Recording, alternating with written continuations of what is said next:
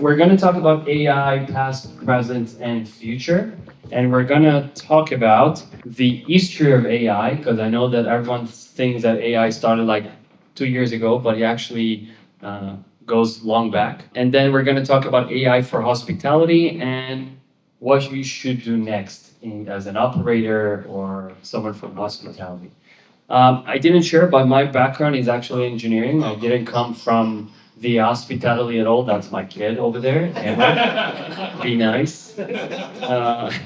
My background is actually engineering. So before Reeco, I used to work for Microsoft and Samsung, and I used to be a software engineer. And I was doing AI before AI was very cool. So I hope I understand AI as much as I can, and I will try to kind of bring it to our hospitality, which has been my home for the last 6 years, and I can tell you it's 10 times better than Microsoft. So we're going to talk about how AI translates into hospitality and what you should do then. So let's start with a little bit of history. So just for you to know, AI has been around for almost 70 years. The term was originally started back then in the 50s, and since then you could see that there have been roughly 40 years that not a lot happened in the AI. It was mainly rule-based tweaking and some engineers doing some if-else. If this happens, this should happen. If that happened, that should happen. And basically, it wasn't really AI. And then we started to go through machine learning, which got us a little bit better. And then we got to deep learning, which is very nice. So you could see some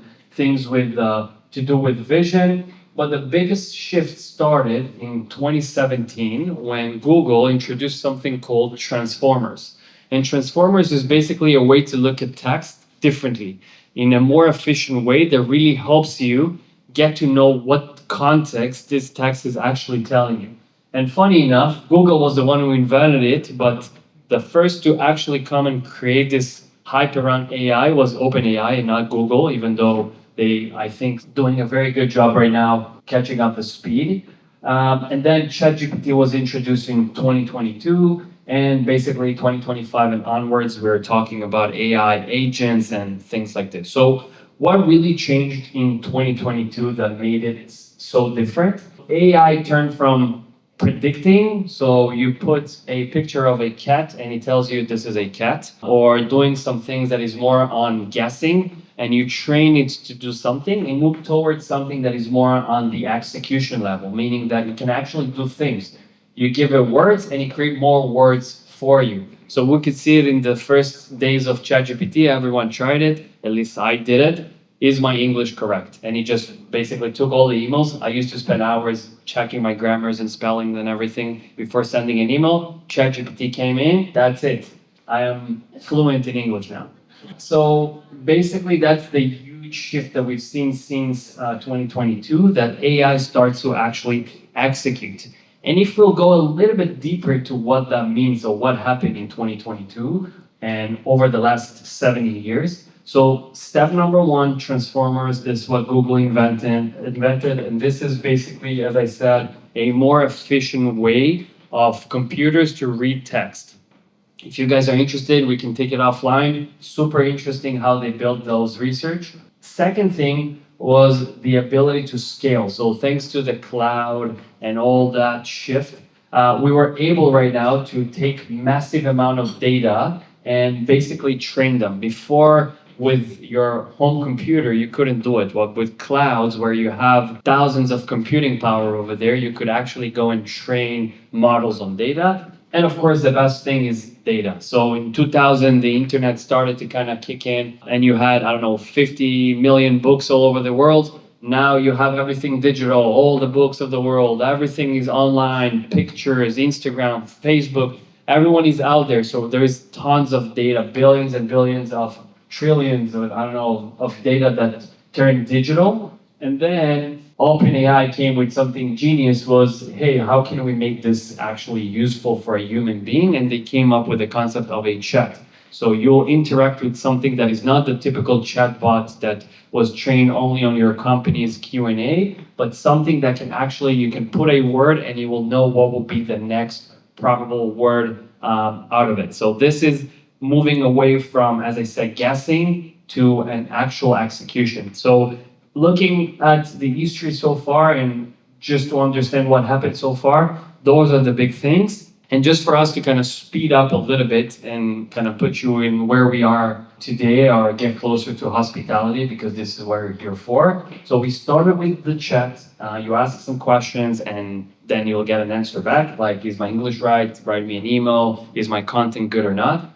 And it moved to something more of the multi-model based, where you can do things that are not just text to text, but you could do text to image, text to sound, text to everything. Because if you look at the base of everything, both text and image and sound and whatever that is, it all translates back to zero and ones. So it's the same data behind the scenes. It's just a matter of how do you use it to generate some more things. And more importantly, it starts to kind of sit next to your team. So instead of just you interacting with a chat, all of a sudden you can start connecting some tools like your, let's say, Notion or Jira or HubSpot or all the other good stuff. And the last piece is, and we're going to focus a little bit more on that, is agents. So agents, I always look at agents as your 24/7 employees.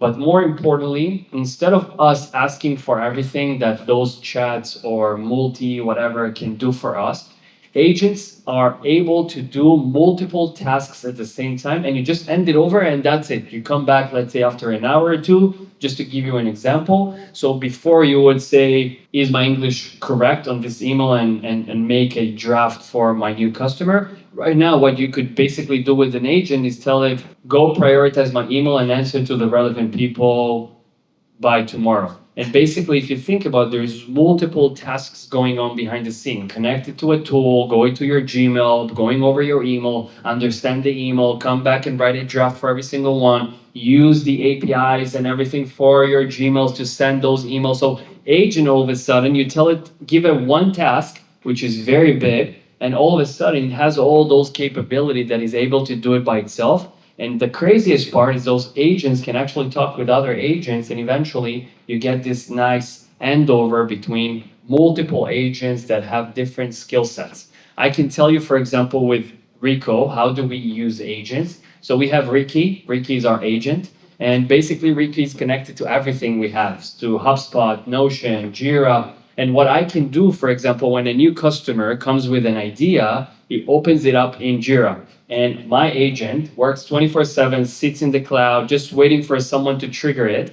And the trigger might be every single time I open a new idea on Jira, this agent can now go over the idea, write a documentation around it. It can actually code, so it's connected to my code base. It can create something we call engineers pull request, meaning that it can create something that other engineers can go and read. So my engineers in the morning, what they need to do right now is come and read not what the customer wanted, but the actual code that generated it, and they need to decide whether to approve it or not.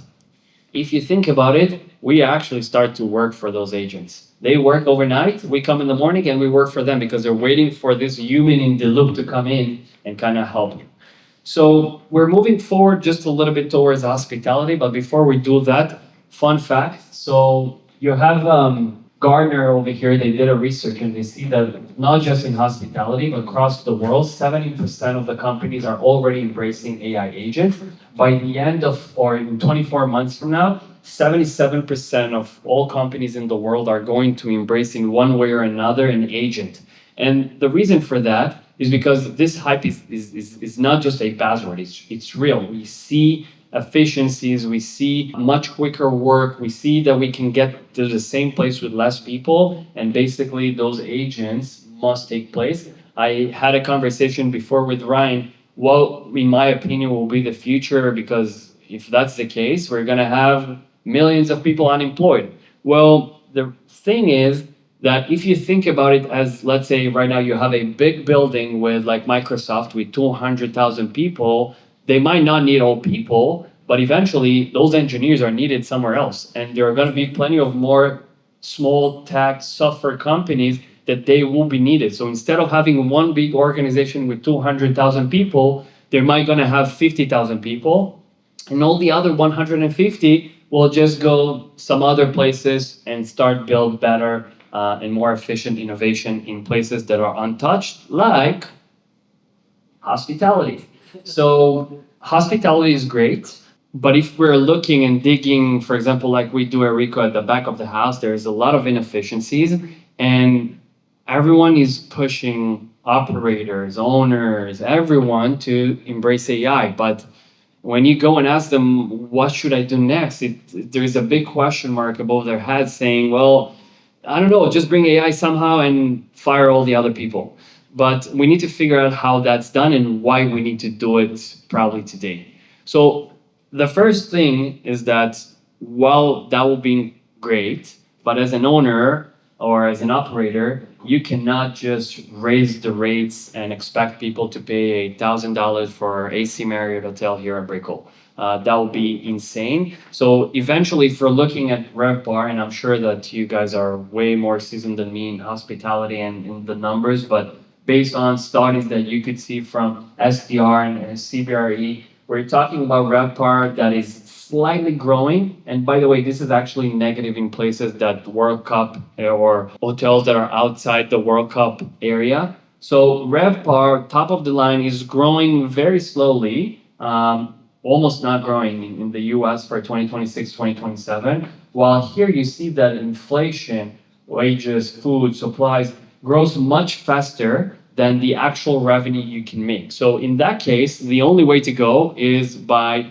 shrinking your expenses and making sure that you become or you keep your bottom line more profitable. By the way, this number is actually lower than what it is because this is the overall number in inflation, not just hospitality. Hospitality, it's even worse, and you'll see the numbers when it comes to labor and how expensive things are, and with all the regulations and brands and all of that. But with hotels, only 30%, 3 out of 10, are actually beating that inflation. And not surprisingly, those are the more innovative ones, the one that bring technology, the one that spend money on the right tech that actually save them money later and improves their bottom line. So again, just as I said, rooms are getting fuller. You're just charging more for them. I checked Marco Island a couple of weeks ago. I wanted to take my family for a vacation. Same JW Marriott that I used to pay $500 per night is now almost $1,000. That was insane. We didn't book that one. It was cheaper to go to Mexico. Profit is going to the wrong way. As you can see, it keeps on declining. And outside World Cup, we know that it's even worse. Just talking a little bit more on the cost here. So you can see in LA, hotel wages are up 40-50% over the 4 years. San Diego, they're expecting another 45% raise by 2030. And in New York, you have new regulations on housekeeping, so you cannot have your subcontractor for housekeeping if you have hotels that are more than 100 rooms. So if you're above 100 rooms in New York right now, you cannot have subcontractor for housekeeping, meaning that you need to directly employ your housekeepers. Again, just brings prices up. Everyone knows with housekeeping that subcontract is basically the savior. Starting to shift a little bit more towards agents. As I said, agent for me is basically 24/7 employees. A human being can do 2,000 hours per year. One agent can do 4 times than that. So capacity is obviously clear. If it works 24/7 for you and it's always available, weekends and so on, agents is the way to go. But when I say this scary thing to people that are not the owners and they are actually the day-to-day staff, they're freaking out, right? And I remember when we built Reeco, we said, okay, I'll build the best solution for management and owners, but then you go to the property and no one wants to use your tool, and you're like, okay, I need to convince them somehow. Beautiful UI is great, but they're scared for their job. Those people might not be able to provide if they're not going to have that job. So what's important for me to explain people is that the roles are not changing. What's changing is the functions. So housekeeper, you're still gonna have housekeeper unless Elon Musk will come with those robots and maybe they will know how to do your bed. I'll bring one for my house for sure.